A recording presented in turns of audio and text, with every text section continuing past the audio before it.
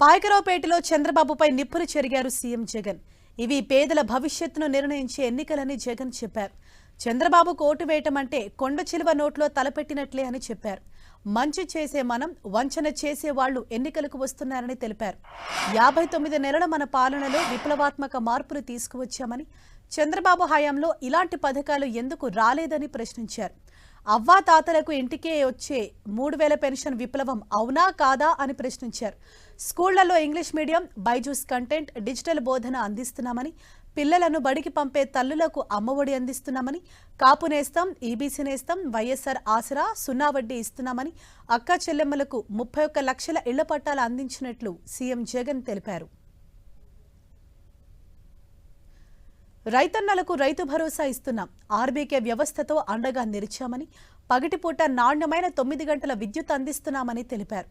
ఆరోగ్యశ్రీని 25 లక్షల రూపాయల వరకు విస్తరించామని, ఆరోగ్య ఆసరా పథకాన్ని తీసుకొచ్చామని, విలేజ్ క్లినిక్లతో ఇంటి వద్దకే వైద్యం అందుతోందన్నారు. లా నేస్తం, నేతన నేస్తం, వాహనమిత్ర వంటి పథకాలను తీసుకువచ్చామని, బటన్ నొక్కి 2,70,000 కోట్ల రూపాయలను లబ్ధిదారులకు అందించినట్లు జగన్ చెప్పారు. వైసీపీ సర్కార్ ఇన్ని పథకాల అమలు చేసి ప్రజలను ఆదుకుంటే చంద్రబాబు మాత్రం మాటలతో మోసం చేస్తున్నారన్నారు. ఇంతకు చంద్రబాబు పేరు చెబితే ఒక్కటైనా మంచి పథకం గుర్తుకొస్తుందా అని ఆయన ప్రజలను ప్రశ్నించారు. గతంలో చంద్రబాబు మేనిఫెస్టోలో చెప్పిన ఏ ఒక్క హామీని నెరవేర్చలేదని, రైతుల రుణాలు మాఫీ కాలేదని, పొదుపు సంఘాల రుణాలు రద్దు చేస్తామన్నారు, చేశారా అని జగన్ ప్రశ్నించారు. ఆడబిడ్డ పుడితే 25,000 ఇస్తామన్నారు, ఇచ్చారా? ఇంటింటికి ఉద్యోగం లేదంటే 2,000 నిరుద్యోగ భృతి ఇస్తామన్నారు, ఇచ్చారా? పేదలకు సెంటు స్థలమైనా ఇచ్చారా అని ప్రజలను ప్రశ్నించారు సీఎం జగన్. ఏ హామీ నెరవేర్చని ఇలాంటి వారిని మళ్లీ నమ్మి మోసపోదామా, లేక మంచి చేసే వైసీపీకి ఓటు వేయాలా అనేది ప్రజలు తెలుసుకోవాలన్నారు.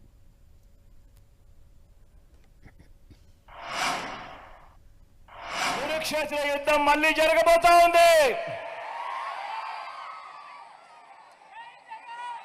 ఈ యుద్ధం జగన్ కు చంద్రబాబుకు మధ్య కాదు. ఈ యుద్ధం పేదలకు చంద్రబాబు మోసాలకు మధ్య జరగబోతా ఉన్న యుద్ధం. ఈ యుద్ధంలో జగన్ గెలుపుకు అర్థం పథకాలన్నీ కూడా కొనసాగింపు, మరింతగా ఇంటింటి అభివృద్ధి. అదే పొరపాటున చంద్రబాబుకు ఓటు వేస్తే దాని అర్థం పథకాలన్నీ కూడా ముగింపు, మళ్ళీ మోసపోవటమే. ఇది ప్రతి ఒక్కరూ కూడా గుర్తుపెట్టుకోమని మీ అందరినీ కూడా ఈరోజు కోరుతా ఉన్నా. ఇప్పుడు చూడని విధంగా ఈ 59 నెలల పాలనలో మీ బిడ్డ విప్లవాలు తీసుకొచ్చాడు కాబట్టి ఆయనకు పిచ్చి కోపం వస్తూ ఉంది మన మీద. మీరందరూ కూడా ఆలోచన చేయమని అడుగుతా ఉన్నా. గతంలో ఎప్పుడు చూడని విధంగా ఇవాళ నేను చెప్పబోతా ఉన్న అంశాలు గతంలో ఎప్పుడు చూడని విధంగా జరిగాయా లేదా అన్నది మీరే ప్రతి ఒక్కరూ కూడా ఆలోచన చేయమని కోరుతా ఉన్నా. ఇవన్నీ విప్లవాలు అవునా కాదా అన్నది ఆలోచన చేయమని మిమ్మల్ని అందరినీ కూడా కోరుతా ఉన్నా. రైతన్నలకు మొట్టమొదటిసారిగా ఎప్పుడు రాష్ట్రంలో జరగని విధంగా రైతన్న పంట వేసుకునేటప్పుడు, ఆ పంటలకు వేసుకునేటప్పుడు ఆ రైతన్నకు తోడుగా మొట్టమొదటిసారిగా పెట్టుబడికి సహాయంగా రైతన్నకు రైతు భరోసా, మొట్టమొదటిసారిగా గ్రామాలలోనే ఆర్బీకే వ్యవస్థ చెయ్యి పట్టుకుని రైతన్నను నడిపిస్తూ, మొట్టమొదటిసారిగా ఆర్బీకే వ్యవస్థ, దాని ద్వారా ఈ క్రాప్ ఉచిత పంటల బీమా, మొట్టమొదటిసారిగా రైతన్నలకు పగటిపూటే 9 గంటల పాటు నాణ్యమైన ఉచిత విద్యుత్, మొట్టమొదటిసారిగా రైతన్నలకు సీజన్ ముగిసేలోగానే సమయానికే రైతన్నకు ఇన్పుట్ సబ్సిడీ, ఇవన్నీ కూడా జరుగుతూ ఉన్నాయి. ఎప్పుడు అనంటే ఇవన్నీ కూడా ఈ 59 నెలల మీ బిడ్డ పాలనలోనే కాదా అని ఒక్కసారి ఆలోచన చేయమని కోరుతా ఉన్నా. ఇవన్నీ విప్లవాలు అవునా కాదా అని చెప్పి మిమ్మల్ని అందరినీ కూడా అడుగుతా ఉన్నా. ఆలోచన చేయమని చెప్పి మిమ్మల్ని అందరినీ కూడా కోరుతా ఉన్నా. ప్రతి పేదకు కూడా అండగా నిలుస్తూ ఏ పేదవాడు కూడా అప్పుల పాలయ్యే పరిస్థితి వైద్యం కోసం రాకూడదు అని మొట్టమొదటిసారిగా ఆరోగ్యశ్రీని విస్తరించాం.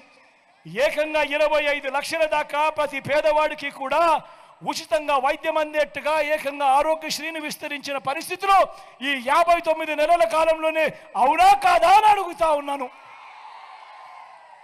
ప్రతి పేదవాడికి అండగా ఉంటూ ఆపరేషన్ అయిన తర్వాత డాక్టర్లు ఆ పేదవాడికి రెస్ట్ తీసుకోమని చెబితే ఆ రెస్ట్ పీరియడ్లో కూడా ఆ పేదవాడికి ఆదుకుంటూ ఆరోగ్య ఆసరా మొట్టమొదటిసారిగా మన గ్రామంలోనే ఈరోజు విలేజ్ క్లినిక్ కనిపిస్తూ ఉంది. మొట్టమొదటిసారిగా మన గ్రామానికే ఈరోజు ఫ్యామిలీ డాక్టర్ వస్తూ ఉన్నాడు. మొట్టమొదటిసారిగా మన ఇంటికే జల్లడ పడుతూ ఈరోజు ఆరోగ్య సురక్ష కార్యక్రమంతో మీ ఇంటి దాకా కూడా ఈరోజు వైద్యం అందుతా ఉంది అని అంటే ఇది జరిగింది ఈ 59 నెలల మీ బిడ్డ పాలనలోనే కాదా అని చెప్పి మిమ్మల్ని అందరినీ కూడా అడుగుతా ఉన్నాను. ఇవన్నీ విప్లవాలు అవునా కాదా అని అడుగుతా ఉన్నాడు మీ బిడ్డ. ఆలోచన చేయమని మిమ్మల్ని అందరినీ కూడా కోరుతా ఉన్నా.